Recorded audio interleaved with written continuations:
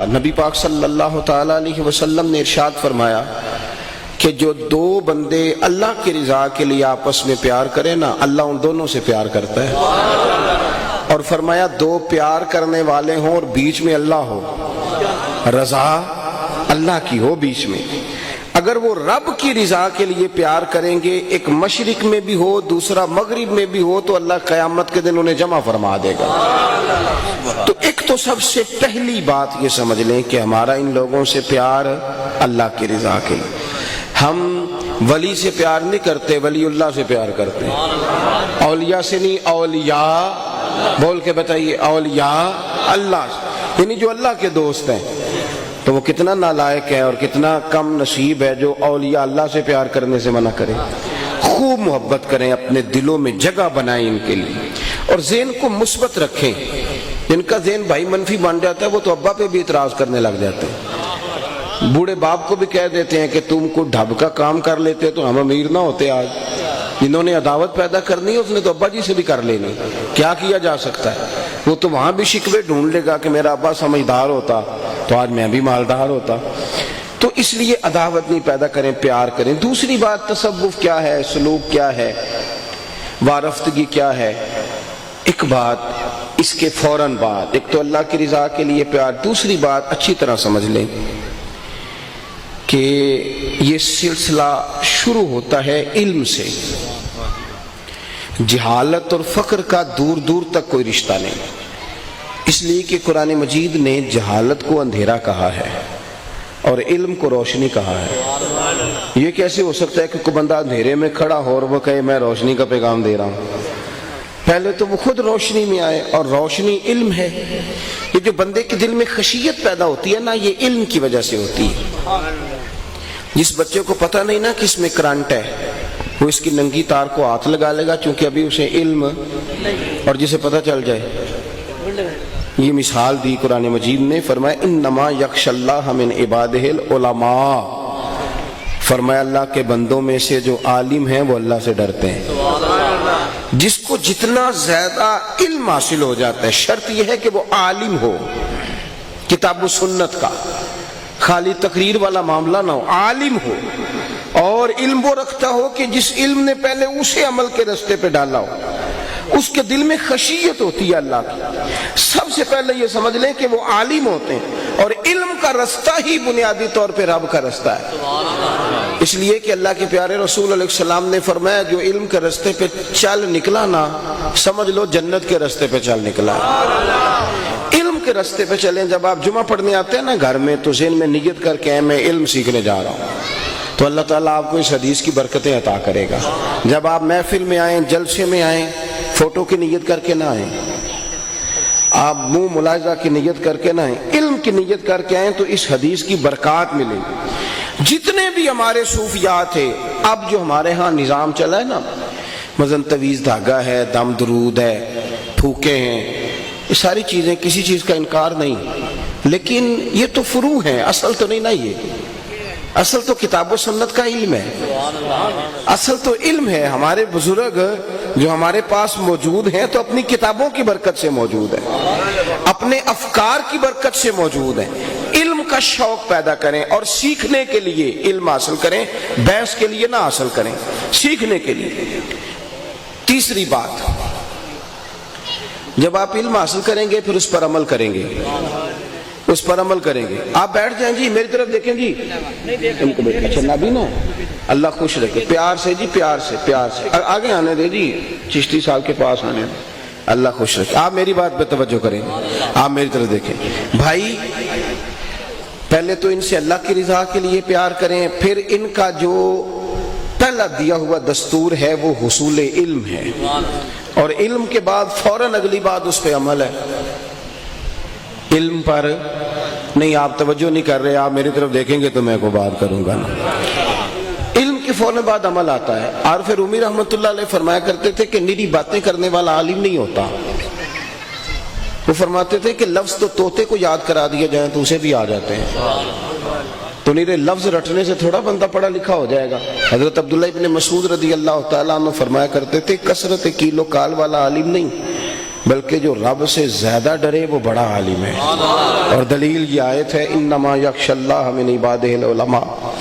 آپ جب عمل کرتے ہیں، داتا علی اجویری نے نا کشف المحجوب شریف کے اندر ایک بات لکھی ہے بڑی سمجھنے والی ہے. داتا صاحب کہتے ہیں لوگ آ کے ہم سے چلہ پوچھتے ہیں.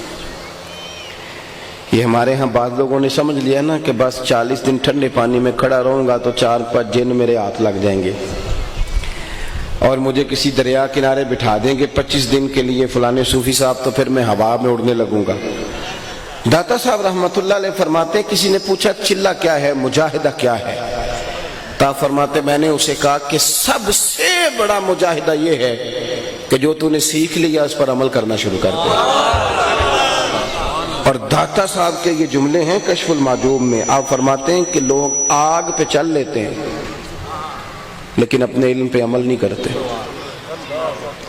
آگ کے انگاروں پہ کہو تو چل لیں گے لیکن یہ مشکل کام ہے. اگر یہ عمل کریں، اور آپ نے حضرت باجزید بسطامی کا قول وہاں لکھا ہے، آپ فرماتے ہیں کہ شیخ باجزید بسطامی فرمایا کرتے تھے میں نے 30 سال تک مجاہدے کیے ہیں، بھوکا بھی رہا ہوں، روزے بھی رکھے ہیں، ساری رات عبادت بھی کی ہے، پر مجاہدوں میں سب سے مشکل مجاہدہ اپنے علم پہ عمل کرنا. یہی تو کتنے لوگ ہیں جنہیں بڑی باتیں آتی. عوام میں بھی بڑے لوگ ہیں جو بڑے سیانے ہیں، بڑے سمجھدار ہیں، بڑے عقل مند ہیں، نماز کا ٹائم آتا ہے تو چھپتے پھرتے ہیں. سزا نہیں، یہ سزا نہیں. کتنی عظمت قرآن کی حدیثیں آئیں، فضیلت کی حدیثیں آئیں، کتنا زبردست بیان کرے، کتنی باتیں سنائے. عام آدمی میں بھی بہت سارے لوگ ہیں جو بڑے زبردست واعظین ہوتے ہیں لیکن سویرے ایک رکوع بھی اللہ کی رضا کے لیے نہ پڑھ سکے. اتنی باتوں کے باوجود چند آیات کی تلاوت نہ کرنا سزا نہیں؟ تو علم پر عمل. میں ایک بزرگ کو پڑھ رہا تھا، امین بڑے نے جی انہا یوں پیسے لے کے، اللہ تو ان خوش رکھے، بیٹھے رہیں اور بات سنیں، اللہ آپ کو برکت دے. ایک بزرگ نے ایک عالم کو خلافت دی. انہوں نے خط لکھا کہ حضور آپ کا یہ غلام، ہمارے ہاں نا عاجزی کے بھی بڑے بڑے عجیب رنگ ہیں. یعنی ایک شخص پوسٹ چڑھا رہا ہے، عاجزی دکھا رہا ہے، کہتا ہے آج فقیر کی 4تھی جگہ پہ حاضری. اب یہ ہے تو عاجزی والا جملہ ہی نا، اس نے یہ تو نہیں کہا کہ تشریف آوری، لیکن یہ جو 4تھی دفعہ حاضری کا ہے نا، یہ عاجزی نہیں ہے. یہ بتانا چاہتا ہے کہ مجھے آج 4 لوگوں نے بلایا ہے.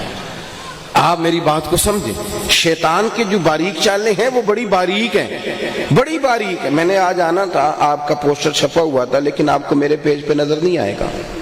میں نے بچوں کو منع کر دیا. میں نے کہا ہر جگہ کی فوٹو، ہر جگہ کی تصویریں، ادھر جا رہے ہیں ادھر جا رہے ہیں، یہ سٹیٹس وہ سٹیٹس، کوئی کام وہ بھی رہنے جو ہمارا اور رب کا راز ہو. اللہ کی رضا کے لیے بھی 2 قدم ہو کہ ہر جگہ جا کے آپ ایک فوٹو لگائیں گے کہ میں چل پڑا، میں آ گیا. کچھ ایسی بھی چیزیں ہیں جو صرف فرشتے ہی بنا کے لے جائیں تو بہتر ہے. وہ خط لکھا خلیفہ صاحب نے اپنے شیخ کو، کہا حضور آپ نے اجازت دی تھی تو اب میرا حال یہ ہے کہ میں تقریر بھی کرتا ہوں. یہ میں شاید اپنے آپ کو سنانے لگا ہوں بات. کہا حضور میں تقریر بھی کرتا ہوں، تدریس بھی کرتا ہوں، تصنیف بھی کرتا ہوں. آپ نے اگر مجھے اجازت دی تھی تو اللہ کا فضل ہے، میں دین کے تینوں شعبہ جات میں، تصنیف و تالیف میں، واعظ و نصیحت میں، درس و تدریس میں، تینوں میں خدمت کر رہا ہوں. اس کا خیال تھا کہ مرشد شاباشی دیں گے لیکن انہوں نے جواب لکھا. وہ کہنے لگے پتر یہ تو سارے کام تو لوگوں کے لیے کرتا ہے، بتا اپنے لیے کیا کرتا ہے؟ سحری کے وقت اٹھتا ہے، نفل پڑھتا ہے، تیرا تزکیہ کہاں پہنچا ہے؟ تیرے تصفیہ کا کیا حال ہے؟ اشراق کی نماز کی توفیق ملتی ہے؟ اوابین کے سجدے نصیب ہوتے ہیں؟ ہفتے میں پیر والے دن کا روزہ تیرا مقدر ہے؟ یہ تو ساری چیزیں جو بڑی اچھی بات ہے، یہ ساری دین کا ابلاغ ہے، لیکن اس سے تو قوم کا نفع کر رہا ہے، بہت اچھا ہے، پر تو خود کہاں کھڑا ہے؟ اپنے عمل کی کیفیت بتا، تیرا عمل کیا ہے، کردار کیا ہے؟ تو نے جو سیکھا ہے وہ گورکھ دھندا بنا دیا کہ یا تو اس پر عمل بھی کرتا ہے؟ یاد رکھنا جتنا آپ کا عمل تبلیغ کرتا ہے اتنی آپ کی تقریر تبلیغ نہیں کرتی. آپ کی نجی محفل جتنی بڑی مبلغ ہے اتنی آپ کی محفل مبلغ نہیں. آپ کی زندگی میں جتنا عمل شستہ ہوگا، کردار، صحابہ نے بلا تبلیغ کس بات کی؟ آپ تمام علماء سے حدیث سنیں گے کہ نبی پاک صلی اللہ علیہ وسلم نے فرمایا میں اور یتیم کی پرورش کرنے والا جنت میں اس طرح جائیں گے جس طرح میری یہ 2 انگلیاں ہیں۔ حضور نے انگلی اٹھا کے کہا، انگلی دکھا کے کہا۔ جس صحابی نے بھی روایت کیا ہے نا، اس نے حضور کے لفظ نہیں روایت کیے، عمل بھی روایت کیا ہے۔ حضور کا عمل بھی کہ نبی کریم نے دونوں ہاتھ، دونوں انگلیاں اٹھا کے کہا، عمل بھی، آپ کا عمل بھی روایت ہوتا ہے، آپ نہ مانیں۔ ہمارے استاد صاحب فرمایا کرتے تھے لوگ علماء کا اٹھنا بیٹھنا، بات کرنا، چلنا پھرنا دین سمجھتے ہیں۔ وہ کہتے ہیں مولوی صاحب کر رہے تھے، جائز تھا تو کرنا ہے، کیوں ان چیزوں میں لوگ الجھتے ہیں؟ یہ ہمارے بزرگوں کا کمال تھا جن کے ہم عرس منعقد کرتے ہیں کہ وہ لوگ نرے عالم نہیں تھے، وہ عامل بھی تھے، وہ اپنے علم پر عمل کرتے تھے۔ اعلیٰ حضرت بریلوی رحمۃ اللہ علیہ ایک دن فجر کی نماز میں لیٹ ہو گئے، وقت قریب آ گیا، اختتام کا 10 منٹ رہ گئے ہیں، نماز کا ٹائم ختم ہونے میں دیر سے جلدی سے وضو کر کے آئے تو کچھ خدام کہتے ہیں کہ ساری زندگی ان کا یہ طریقہ رہا کہ مسجد میں سیدھا قدم رکھتے تھے، تو آج چونکہ جلدی ہے، ایمرجنسی ہے، ٹائم تھوڑا رہ گیا، تو ہم نے کہا آج دیکھیں کیا بنتا ہے۔ لیکن کہتے ہیں قربان جائیں، انہوں نے پہلے مسجد میں سیدھا قدم رکھا، جلدی بڑی تھی پر ترتیب کا یہ حسن تھا کہ مسجد میں سیدھا قدم، اور پھر جس صف میں قدم رکھا اس میں سیدھا ہی رکھا، مصلی پہ گئے تو وہاں بھی قدم سیدھا ہی رکھا۔